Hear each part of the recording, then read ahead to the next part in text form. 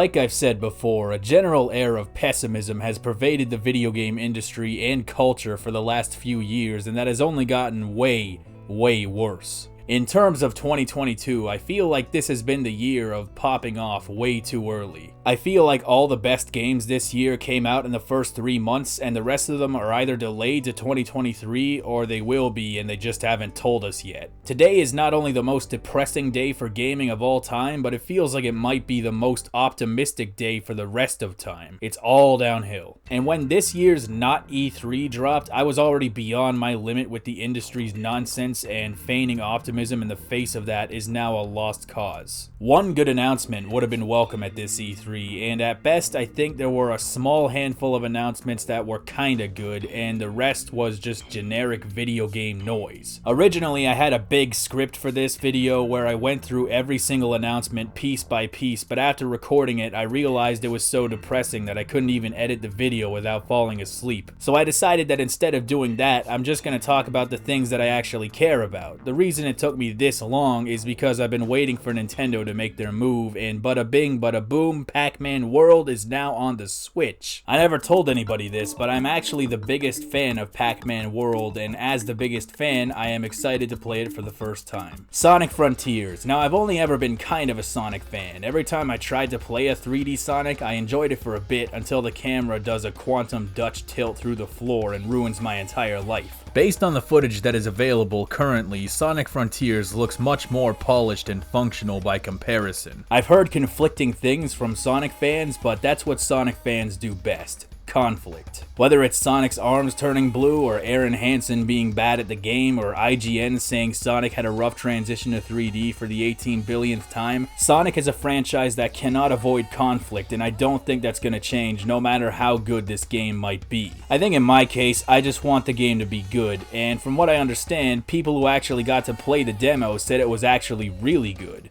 I would love for Sonic to have a phenomenal knock-you-on-your-ass game in the current generation. Sonic fans are long overdue for some more wins, and I certainly hope Sonic Frontiers can be one of those wins. But if the game comes out and IGN says Sonic had a rough transition to open world, I will be very sad. Although Nintendo as a business makes some weird decisions that make me very upset, I feel like you could still judge just how well the gaming industry is doing at one point in time by how well Nintendo is doing. So what's Nintendo doing right now? Xenoblade. Now what I love about Xenoblade is that every character sounds like my Saints Row character. You want it, do you? While I have been wanting to step outside my comfort zone and play more anime JRPGs, I don't know that Xenoblade is the best place to start. Persona might be more my speed. Persona gets talked about as one of those JRPGs that people play even if they don't like JRPGs, so I guess I have to give it a shot. Out of the 3 billion FPS games that were showed off this year, only about 3 of them stood out to me. And one of them was Metal Hellsinger, a rhythm-based FPS with all kinds of celebrity contributions, including Serge Tankian from System of a Down. There's also Redfall, which is a movement-based FPS with co-op. I feel like this will be fun if I can scrape up some friends to play it with, which I honestly probably won't be able to do. Then there's High on Life, made by the Rick and Morty guys. In an avalanche of FPS games that look all gritty and dark, I can appreciate the more whimsical attitude on display here.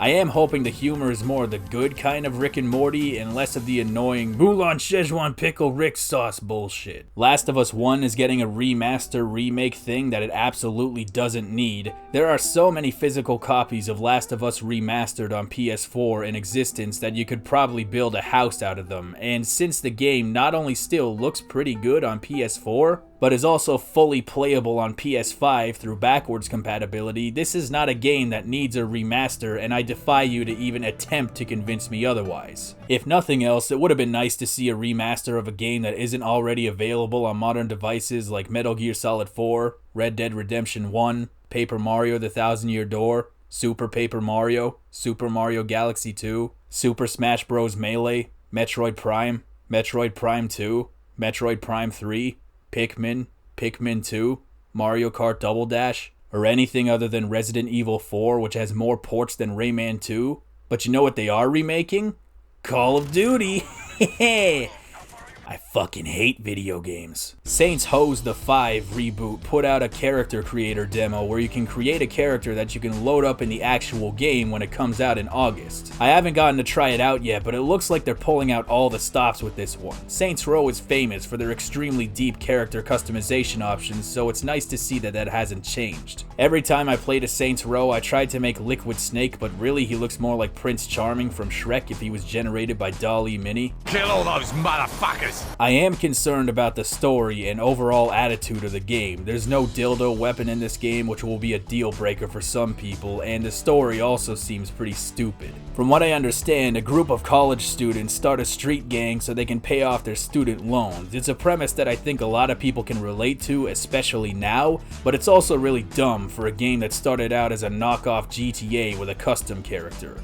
But I am happy that it takes place in a new world instead of just copy-pasting Stillwater or Steelport for the 3rd time in a row. I am hoping that there's at least some reference to Johnny Gat, Pierce, Shandy, or Liquid Charming, because I don't know how far you can move away from its roots while still calling it Saints Row. The best we can hope for, I think, is that this game is just good enough to hold us over while we wait for GTA 6 to come out, which honestly, it probably won't be. Starfield finally has some gameplay footage. I remember when Microsoft first bought Bethesda, there was a lot of talk about how they would finally make them put on their big boy pants and make sure their games get made right. My confidence in that is not high at all, but I think Donkey put it best when he said, "I would love to be wrong." Kojima showed up for 2 seconds to announce that he's collaborating with Microsoft to make some game. He didn't elaborate in the slightest, and then he just left. Even though I have absolutely no concept of what this game could possibly be, I'm already sold. Kojima has earned my trust, even if he makes some weird decisions. My biggest hope is that he can reassess his approach to storytelling. Kojima tends to have very Asperger's-esque storytelling sensibilities, whereby there is no minute detail that is too trivial to discuss at great length, which I think worked better for Metal Gear than it did for Death Stranding. There was a lot of indie stuff. I kind of like this one where you're walking around in a storybook and then you jump out of the storybook and start walking around on a desk and jump into a coffee mug.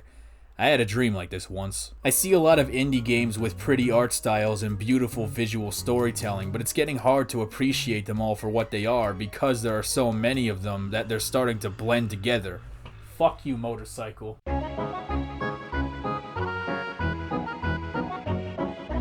It's getting hard to appreciate them all for what they are because there are so many of them that they're starting to blend together.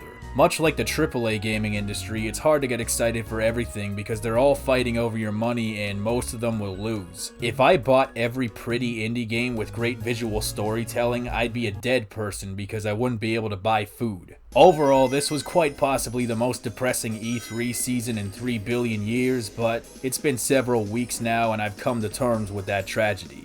We got Saints Row, we got Persona on Switch, we got Silksong, we got Last of Us 1 again, and damn, I fucking hate video games.